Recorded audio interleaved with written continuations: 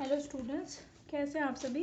वैसे मुझे खुशी हुई आप लोग कर रहे हैं जो मैं आपको बोल रही हूँ और आप रिस्पॉन्स भी कर रहे हैं। मुझे अच्छा लगा कि बच्चे पॉजिटिव रिस्पॉन्स शो कर रहे हैं पढ़ने के ऊपर, और जो चीज़ें बोल रही हूँ ना आप लोग वो कर रहे हैं, है ना। तो P1 P2 P4 इन सभी के लिए बच्चों ने मेरे को कमेंट किया है कि उनके हुए हैं। ठीक है, 3-4 बच्चों ने कमेंट किया है, वेरी गुड। और बाकी जो है जैसा जैसा बोलती जाती हूँ हैंड टू हैंड करते जाओ, वो आपके फ़ायदे के लिए है, उसमें मेरा कुछ भी नहीं है ना। तो आप जितना मेरे साथ साथ चलोगे उतना मुझे अच्छा लगेगा, रिस्पॉन्स करोगे बहुत अच्छा लगेगा। ठीक है, चलें। तो पुनरावृत्ति संबंध हम लोगों को करना है, रिकरेंस रिलेशन। मैंने आपको कहा था कि लेजेंडरी पॉलिनोमियल के या जो Pn(x) है उसके लिए पुनरावृत्ति संबंध या रिकरेंस रिलेशन हम लोगों को फाइंड, पेपर में कैसे पूछा जाएगा ऐसे दे देंगे एक रिकरेंस रिलेशन। थोड़ा सा आपको ध्यान रखना पड़ेगा कि इस रिकरेंस रिलेशन का ये सोल्यूशन है। ठीक है, मतलब इसकी एक पिक्चर अपने दिमाग में बिठानी पड़ेगी कि ये रिकरेंस रिलेशन है, तो तभी तो आप उसका सोल्यूशन उसी के अकॉर्डिंग करोगे। बाकी आपको जब मैं सोल्यूशन कराऊंगी ना तो आपको हिंट भी देती जाऊंगी कि कैसे आपको ध्यान रखना है। ठीक है, चले। तो ये रिकरेंस रिलेशन है 2n+1 x Pn(x) is equal to n+1 Pn+1 x। x function है, मल्टीप्लाई नहीं है x, Pn इसका फंक्शन है x का, ठीक है, प्लस n Pn-1 x। समझ में आ रहा है? ठीक है, दिख रहा है आपको, है ना। बता देना, वो एक्चुअली पेजेस मेरे ख़त्म हो गए हैं, मैं लेकर आऊँगी उनको, इतने आप रजिस्टर में पढ़ लो। ठीक है, तो आई होप आपको देखने में प्रॉब्लम नहीं हो रही होगी। ठीक है, चले, खैर थोड़ा सा कॉपरेट करना है इसमें। चले, हमें क्या करना है, ये रिकरेंस रिलेशन प्रूव करना है। रिकरेंस रिलेशन प्रूव किया जाएगा जनरेटिंग फंक्शन से। जैसे ये जनरेटिंग फंक्शन हमने Pn(x) के लिए प्रूव कर दिया, तो इसी रिकरेंस रिलेशन को सिद्ध करने के लिए ये जनरेटिंग फंक्शन हम यूज़ करेंगे। ठीक है, तो मैं लिख रही हूँ according to generating function of Pn(x), यानी कि Pn(x) के उद्भव फलन से। क्या होता है उद्भव फलन, ये दिख ही रहा है आपको, यानी कि 1 - 2xt प्लस t² की -(-)half. This is generating function, और ये किस इक्वेशन को फॉलो करता है, ये वाली, है ना। यानी कि summation n is equal to 0 to infinite Pn(x) t⁴ n। समझ में आ गई? अब ध्यान से सुनना, आप एक एक स्टेप देखते जाना, आराम से समझ में आएगा, कोई दिक्कत नहीं आएगी। ठीक है, डिफरेंशिएट कर रही हूँ, ये वाली जो इक्वेशन दिख रही है इसको मैंने 1 डाल दिया यहाँ पे। ठीक है, इस इक्वेशन 1 को मैं डिफरेंशिएट कर रही हूँ विद रेस्पेक्ट टू t। ठीक है, किसके रेस्पेक्ट में कर रही हूँ, differentiating with respect to t, यानी कि टाइम के रेस्पेक्ट में डिफरेंशिएट करना है। ध्यान से करना, यहाँ देखो डिफरेंशिएशन जब आप करोगे तो क्या होगा, डिफरेंशिएशन थोड़ी सी कहूँगी, -(12) 1 - 2xt प्लस t² की पावर कितनी, -3/2। ऐसे तो करोगे, पहले पावर का डिफरेंशिएशन करोगे nx की पावर n-1, ठीक है, फिर इसका करोगे, है ना। इसमें उसी का होगा जो जिसमें t आ रहा है, इसका 0 हो गया, इसका कितना होगा, इसका होगा -2x प्लस 2t। ठीक है, इधर क्या आएगा, इधर किस किस का होगा, दोनों तरफ ही करना है ना। तो Pn(x) इसका डिफरेंशिएशन कितना हो गया, n(t⁴n-1), यही तो होगा, t⁴n का कितना होगा, n(t⁴n-1). अब देखो ये माइनस से आप क्या करो, इसमें से -2 कॉमन ले लो, ये जो -2x प्लस 2t है इसमें से -2 कॉमन ले लो, जिससे 2 से 2 कैंसिल हो जाएगा, माइनस से माइनस कैंसिल हो जाएगा। ठीक है, क्या बचेगा आपके पास, बचेगा यहाँ से देखो, क्या यहाँ से देखो, मैं बता रही हूँ क्या क्या बचेगा, माइनस माइनस कैंसिल हो जाएगा, 2 से 2 कैंसिल हो जाएगा, क्या बचेगा, 1 - 2xt प्लस t² की पावर -3/2। माइनस और 2 हमने निकाल के काट दिया, तो अंदर क्या बचा, x - t। ठीक है, तो यहाँ क्या बचेगा, x - t। इधर क्या क्या बचेगा, इधर आपका बचेगा समेशन n(t⁴n-1) और Pn(x). कुछ नहीं किया, राइट हैंड साइड पे तो मैंने इसको बस आगे ले लिया इसके, है ना, बाकी इधर तो वही है, और n is equal to 0 to infinite. ठीक है भाई, अब देखो आप ध्यान से आगे, ये जो लेफ्ट हैंड साइड है इसमें 1 - 2xt प्लस t² की कितनी पावर है, -3/2। तो इसमें से मैं -1 पावर को निकाल रही हूँ। ठीक है, तो यहाँ कितना बचेगा, 1 - 2xt प्लस t² की पावर -12 और x - t। वो जो -1 पावर है, -1 पावर का मतलब है 1/, है ना, तो वो इधर आ जाएगा, इधर आएगा तो पॉजिटिव ही तो आएगा भाई, 1/में आएगा ना भाई, 1 - 2xt plus plus t square की पावर -1 है, मतलब 1 में है, तो वो इधर मल्टीप्लाई होगा तो कितना आएगा 1 - 2xt प्लस टी स्क्वायर, और बाकी समेशन एन टी की पावर n-1 और पी एन एक्स। कोई डाउट यहाँ तक? ठीक है, कोई डाउट नहीं हो रहा है आराम से। ठीक है, अब देखो ये x माइनस टी तो चलो ऐसे का ऐसा, इसको क्या लिख सकती हूँ मैं 1 - 2xt प्लस टी स्क्वायर की पावर -1/2 को मैं ये लिख सकती हूँ ना इक्वेशन 1 से, ये किसके बराबर है, इसके बराबर है, लिख सकती हूँ ना। तो यूजिंग इक्वेशन नंबर 1 मैं इसको क्या लिख सकती हूँ, summation p n x t की power n is equal to 0 to infinite. इधर क्या आएगा 1 - 2xt प्लस टी स्क्वायर की पावर 1 है, तो यहाँ नहीं लिख सकते हम ये ध्यान रखना, जब पावर -1/2 होगी तो ही लिख सकते हैं हम। ठीक है, यहाँ पे कितना आ गया समेशन एन टी की पावर n-1 और पी एन एक्स, एन की वैल्यू 0 टू इनफाइनाइट है, यहाँ लिख देना यूजिंग इक्वेशन 1, यानी कि मैंने इसकी वैल्यू रखी है 1 को यूज़ करके। समझ में आपकी बात? ठीक है, आराम से देखते चलो, एक एक स्टेप ध्यान से देखते चलो, बस ये कोई मिस ना हो जाए कोई स्टेप। ठीक है, अब देखो आप, अब आपका क्या होगा,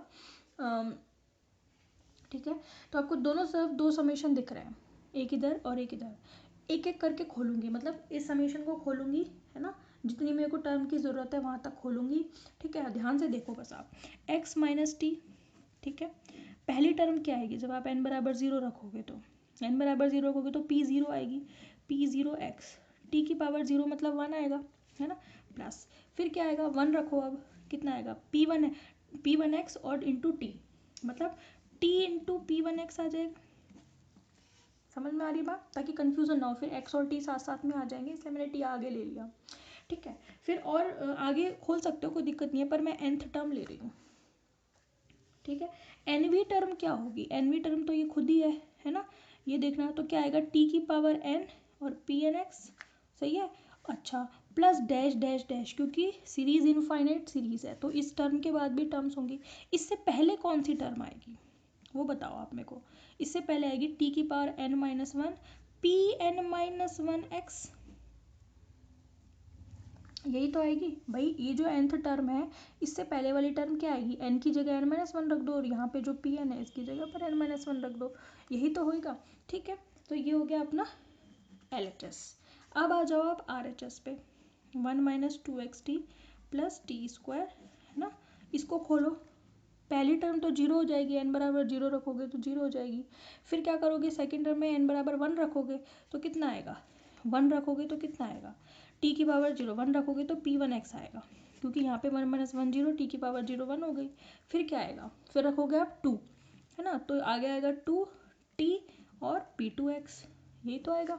ठीक है, रखते जाओ वैल्यू रखते जाओ, फिर डैश डैश डैश, फिर मैं कौन सी टर्म लिख रही हूँ, nth टर्म लिख रही हूँ। nth टर्म बताओ आप तो मेरे को कि nth टर्म कितनी आएगी, nth टर्म यही आएगी खुद, यानी कि n, है ना, t की पावर n-1 और पी एन एक्स। ठीक है, इससे पहले वाली टर्म क्या आएगी, इससे जस्ट पहले वाली टर्म क्या आएगी, आएगी वो n-1 t की power n-2 P n-1 into x.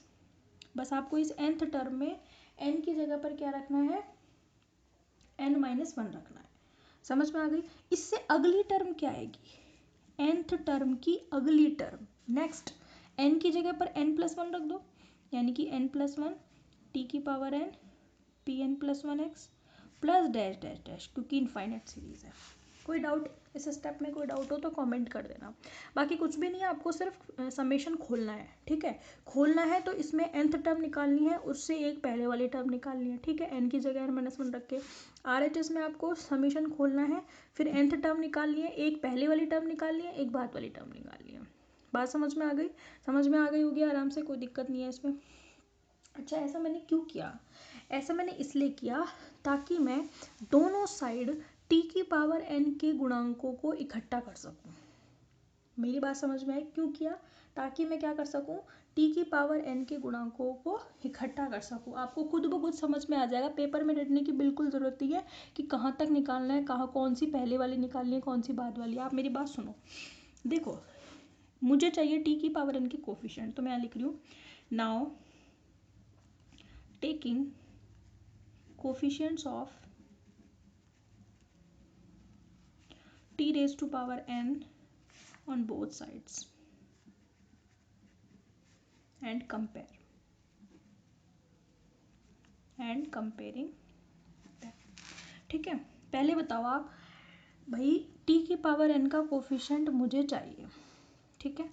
तो मुझे ये x को आप इस पूरी सीरीज से मल्टीप्लाई करोगे, मुझे उससे लेना देना नहीं है, क्योंकि मुझे चाहिए t की पावर n। तो यहाँ पे t की 1 पावर है, तो t की 1 पावर को जब मैं इससे मल्टीप्लाई करूँगी तो मुझे t की पावर n मिलेगी। मिलेगी कि नहीं मिलेगी? है भाई, मिलेगी कि नहीं मिलेगी? मिलेगी, बिल्कुल मिलेगी, क्योंकि यहाँ पे t की 1 पावर है, इसलिए मुझे nth जो टर्म है उससे पहले वाली टर्म निकालनी पड़ी, ताकि ये 1 इस 1 को बैलेंस कर दे और मुझे t की पावर n का कोफिशिएंट मिल जाए। बात समझ में आई? समझ में आई बात आपको? कंसेप्ट पकड़ो, रटना नहीं। हर स्टेप कहाँ तक रटोगे, लेकिन स्टेप में कंसेप्ट लगाओगे तो अपने आप याद रहेगा।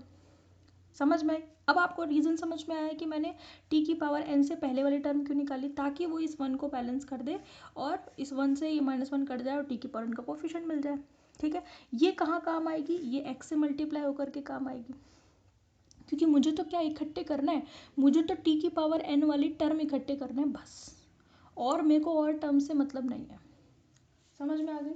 तो सबसे पहली जो टर्म आएगी t की पावर n वाली, वो क्या आएगी? देखो, ये x इस लास्ट वाली टर्म से मल्टीप्लाई होगा तो क्या बनेगा? x p n x बनेगा कि नहीं बनेगा भाई? t की पावर n का कोफिशिएंट बनेगा। फिर दूसरा क्या बनेगा? माइनस ये t की पावर 1 इससे मल्टीप्लाई होगा तो क्या बनेगा? p n माइनस 1x बनेगा या नहीं बनेगा? मुझे t की पावर n लिखना नहीं है इसके साथ में, मुझे कोफिशिएंट्स लेना है। मैंने लिख दिया यहाँ पे, सारे कोफिशिएंट्स इकट्ठे करने हैं। LHS में क्या कोई और ऐसी टर्म है जिसमें t की पावर n का कोफिशिएंट आएगा? पॉसिबल ही नहीं है। क्या है? नहीं है। ठीक है, अब आ जाओ आप RHS में। RHS में मैंने क्यों एक पहले वाली टर्म और एक बाद वाली टर्म निकाली, उसका रीज़न है।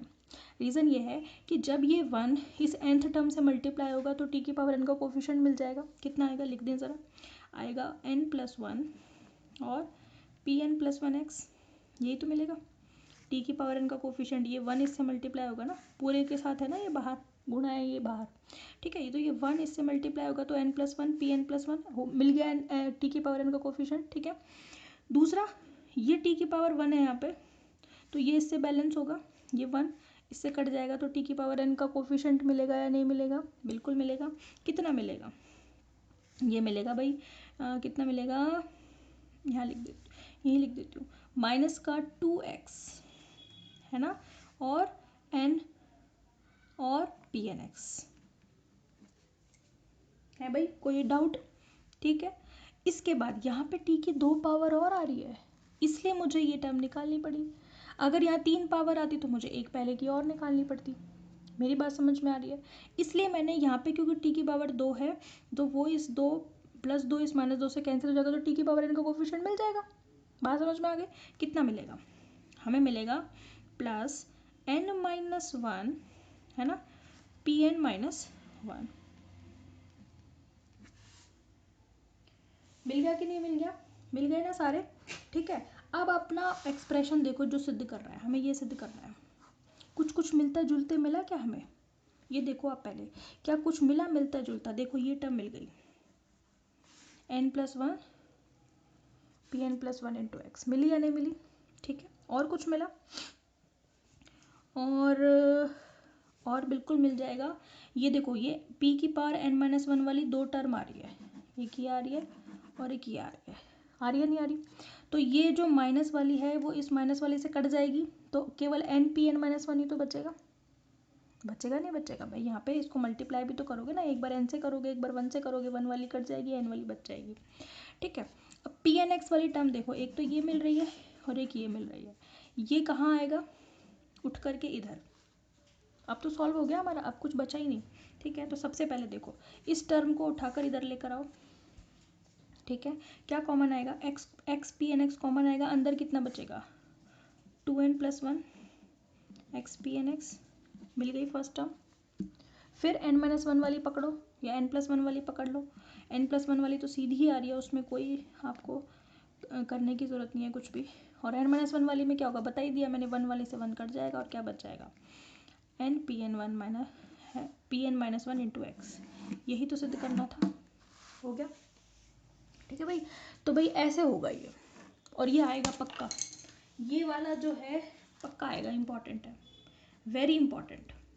एक तो ये इंपॉर्टेंट है और इससे अगला कराऊंगी वो बहुत इंपॉर्टेंट है, ठीक है। वेरी इंपॉर्टेंट रिकरेंसिलेशन, आप वीडियो को रिप्ले करना है ना, वापस से समझना।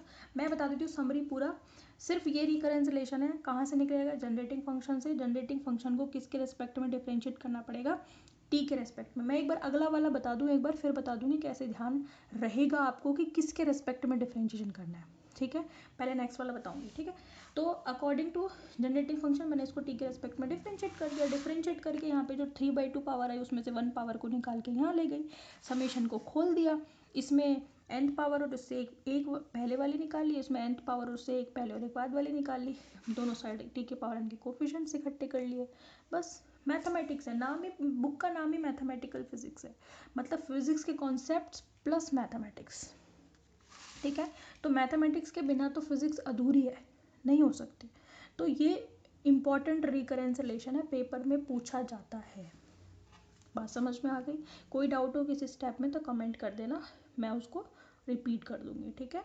Okay, thank you. कल हम करेंगे second recurrence relation. Okay, thank you.